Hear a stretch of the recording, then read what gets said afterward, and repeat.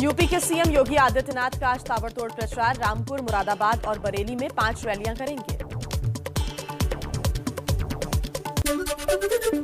Samajwadi party के अध्यक्ष अखिलेश यादव की विजय रथ यात्रा आज रामपुर पहुंचेगी। 9 जनसभाएं भी करेंगे अखिलेश।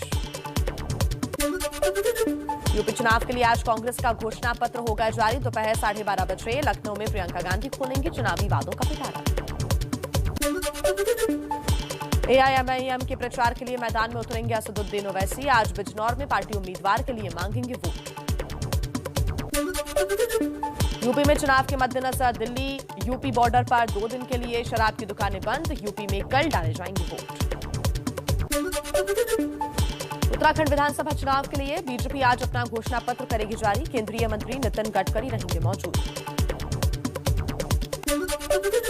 रक्षा मंत्री राजनाथ सिंह का मिशन गोवा आज चुनाव प्रचार करेंगे। महलसा मंदिर में दर्शन और 2 जनसभाएं भी करेंगे। राज्यसभा में आज भी बजट पर चर्चा रहेगी जारी। वित्त मंत्री निर्मला सीतारमण लोकसभा में कल और राज्यसभा में परसों बजट पर चर्चा का जवाब देंगी।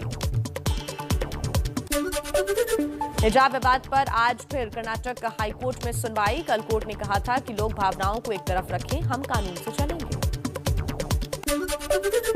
अहमदाबाद सीलिया ब्लास्ट के दोषियों को सजा आज। केस में 77 आरोपियों में से 49 दोषी करार दिए गए, 28 निर्दोष। 2008 में 1 घंटे के अंदर 21 धमाकों में 56 लोग मारे गए थे।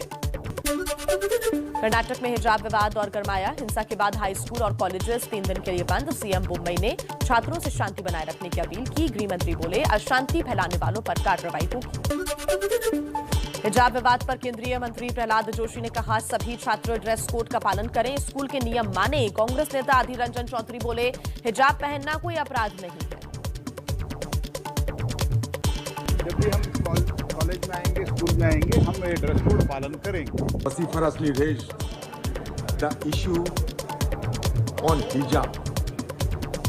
Wearing hijab is not a crime in our country. Maharashtra पहुंचा कर्नाटक का हिजाब विवाद। बीट में लगे पहले हिजाब फिर किताब के बैनर। यूपी चुनाव में हिजाब विवाद की एंट्री। संभल की रैली में बोले असदुद्दीन ओवैसी आवाज उठाने वाली महिला को सलाम, अपने हक के लिए खड़ा होना होगा। ये लड़ाई हिस्सेदारी की लड़ाई है, ये लड़ाई आपके पॉलिटिकल एम्पावरमेंट की लड़ाई है, ये लड़ाई आपको नेता बनाने की लड़ाई है, ये लड़ाई जुर्म के हाथ देने के लिए, ये लड़ाई हकूक को हासिल करने की लड़ाई है। मध्य प्रदेश के शिक्षा मंत्री इंदर सिंह परमार ने हिजाब पर प्रतिबंध का समर्थन किया। कहा अगले सत्र से ड्रेस कोड लागू करेंगे, बच्चों को इसके अनुसार ही आना होगा। और अगले सत्र से हम समानता के लिए और अनुशासन के लिए ड्रेस कोड को लागू करेंगे। मध्य प्रदेश में गाय पर गरमाई सियासत। कांग्रेस नेता दिग्विजय सिंह के प्रबल समर्थक मिर्ची बाबा ने रीवा में शुरू किया आंदोलन। सीएम शिवराज सिंह चौहान की अर्थी लेकर निकले मिर्ची बाबा की पुलिस से हुई नोकझोंक। वर्तमान सरकार 50 रुपए रोज गाय को दे और केंद्र सरकार शीघ्र से शीघ्र गौ माता को राष्ट्रीय माता घोषित करे, जिससे कि हमारे देश की गाय बच सके।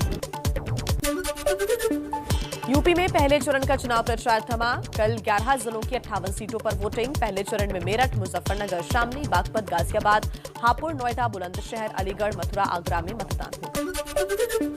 गाजियाबाद के लोनी में ओवैसी की रैली रद्द होने पर लोनी के बीजेपी विधायक नंदकिशोर गुर्जर के बिगड़े बोल, विवादित बयान भी दिया।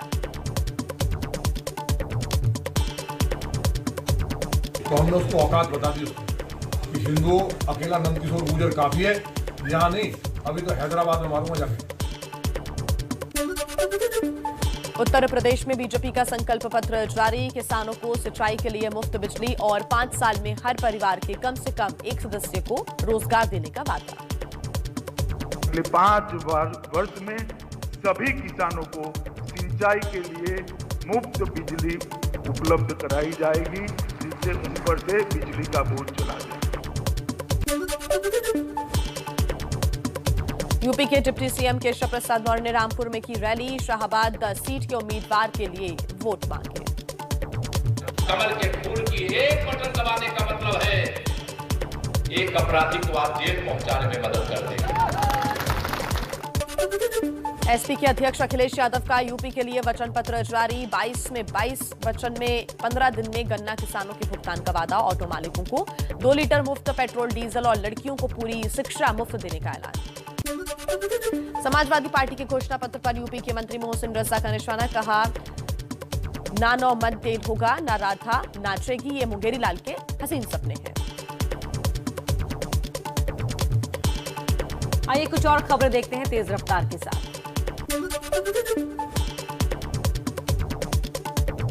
लखनऊ में अखिलेश को मिला ममता का साथ। ममता ने कहा अगर यहां से बीजेपी का सफाया हुआ तो पूरे देश से पत्ता साफ हो जाएगा। ममता ने फुटबॉल खेलकर खेला हो गए का नारा दिया। अगर ए राज्य से बीजेपी किया तो बीजेपी देश से किया।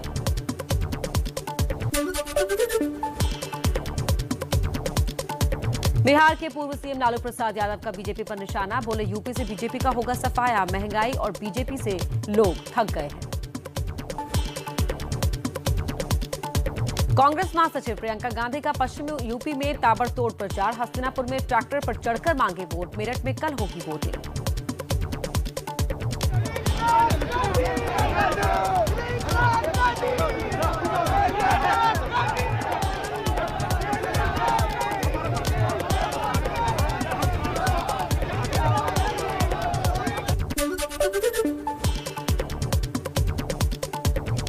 कांग्रेस के सांसद शशि थरूर ने नोएडा में कांग्रेस प्रत्याशी पंखुड़ी पाठक के लिए किया प्रचार। बीजेपी पर साधा निशाना। बोले बीजेपी के खिलाफ लोगों में आक्रोश है, लोग चाहते हैं बदलाव।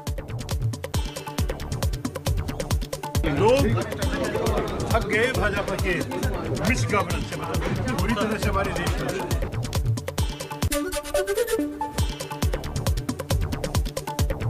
वर्चुअल रैली में बोले प्रधानमंत्री मोदी कुछ दिन बाद जाऊंगा पंजाब। कहा सत्ता में बने रहने के लिए कांग्रेस ने पंजाब को कई बार आतंकवाद की आग में झोंका।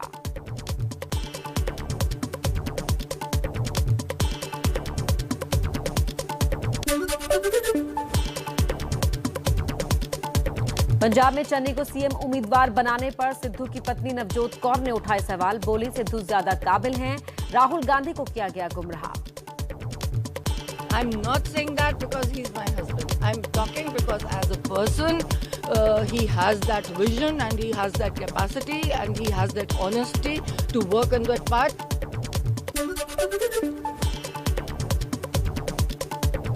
पंजाब के पूर्व सीएम कैप्टन अमरिंदर सिंह ने जारी किया कैंपेन सॉन्ग।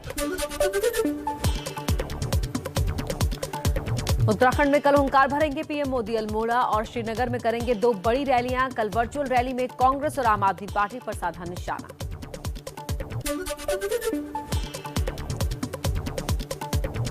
फिल्म पुष्पा के नाम के साथ रक्षा मंत्री राजनाथ सिंह ने किया उत्तराखंड में प्रचार। बोले सीएम का नाम पुष्कर है लेकिन ये फ्लावर नहीं फायर है। लेकिन मैं कांग्रेस के दोस्तों को बताना चाहता हूं, अपना पुष्कर फ्लावर भी है और अपना पुष्कर फायर भी है। यह कांग्रेस को समझना चाहिए। और हमारा पुष्कर धामी। दिल्ली के सीएम अरविंद केजरीवाल का उत्तराखंड में 3 दिन का प्रचार। हरिद्वार के लोगों से एक बार आम आदमी पार्टी को मौका देने की अपील की। आदमी पार्टी एक नई पार्टी है। आपने 10 साल कांग्रेस को दिए और 5 साल भी दे दोगे तो कोई फायदा नहीं है। धर्रा वैसे का वैसे ही चलेगा जैसे अभी तक चल रहा था।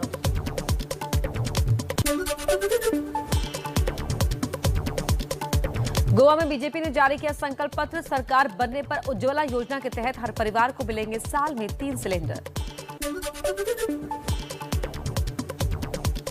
गोवा के चुनाव में बीजेपी का वादा, फिर बनी सरकार तो माइनिंग यानी खनन फिर से चालू करेंगे। कॉरपोरेशन के जरिए बनाई है रणनीति। गोवा में सुप्रीम कोर्ट के आदेश की वजह से बंद है खनन। पंजाब चुनाव से पहले पीएम ने कांग्रेस पर बोला बड़ा हमला। 84 के दंगे और इमरजेंसी की दिलाई याद। कहा इमरजेंसी में लोकतंत्र का गला घोटा गया।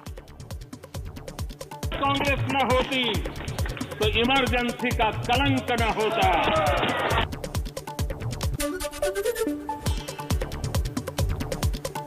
कांग्रेस का सदन से वॉकआउट। मोदी के इमरजेंसी वाले हमले पर कांग्रेस का पलटवार। कहा जो गोडसे की पूजा करते हैं वो कांग्रेस को भंग करने की बात करते हैं। गोडसे ने उनकी जान ली और उसकी पूजा बीजेपी वाले कर रहे हैं और आज उनका बोलबाला हो रहा है। ये ऐसे लोग हमको सिखा रहे हैं।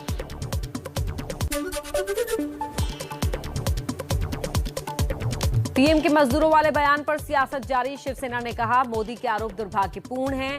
पीएम पद पर बैठे शख्स को ऐसे बयान नहीं देने चाहिए।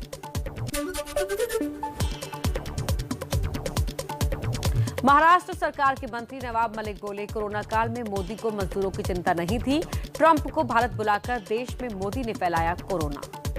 आपने अहमदाबाद में नमस्ते ट्रंप के चक्कर में पूरी दुनिया से लोगों को बुलाया, ट्रंप का प्रचार किया।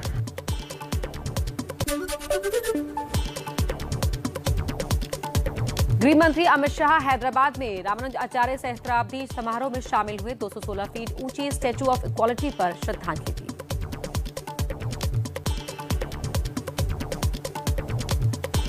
अब कुछ और खबरें फटाफट अंदाज में। जेएनयू की पहली महिला वाइस चांसलर बनी शांतिश्री पंडित की नियुक्ति पर विवाद। पुणे में प्रोफेसर अतुल बालगुले ने पीएम की नियुक्ति रद्द करने की मांग की। अतुल ही प्रवेश भर्ती घोटाले में शांतिश्री पर लगाया आरोप भी। महीने से ये जांच रिपोर्ट अभी तक नहीं आई है। मनी लॉन्ड्रिंग मामले में गिरफ्तार सीएम चन्नी के रिश्तेदार भूपेंद्र सिंह हनी को 3 दिन की हिरासत में भेजा गया है। ईडी ने 10 दिन की हिरासत की मांग की थी।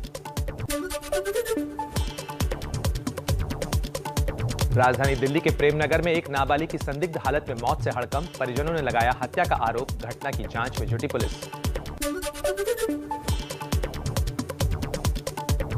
मुंबई में फर्जी डॉक्टर। मुंबई के भाईंदर में डॉक्टर के साथ लूटपाट का आरोपी कोलकाता से गिरफ्तार। 23 जनवरी को क्लिनिक में घुसकर महिला पर हमला कर लूटपाट की थी। मध्य प्रदेश के इंदौर में बढ़ते अपराधों पर लगाम कसने के लिए एक्शन में पुलिस। चौराहों पर लगा रही है अपराधियों के पोस्टर। सूचना देने वालों के लिए इनाम भी होगा।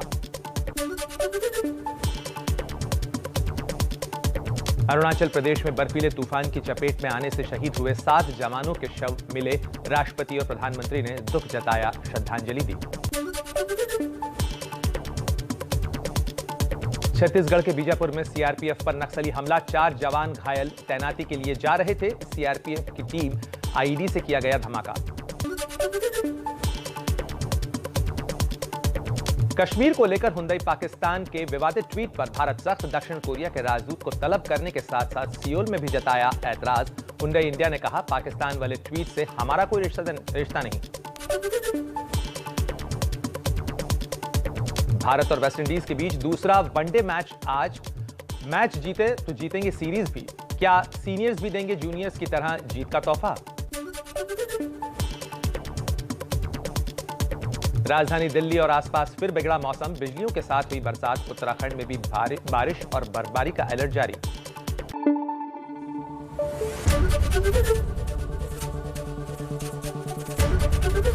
एबीपी न्यूज आपको रखे आगे।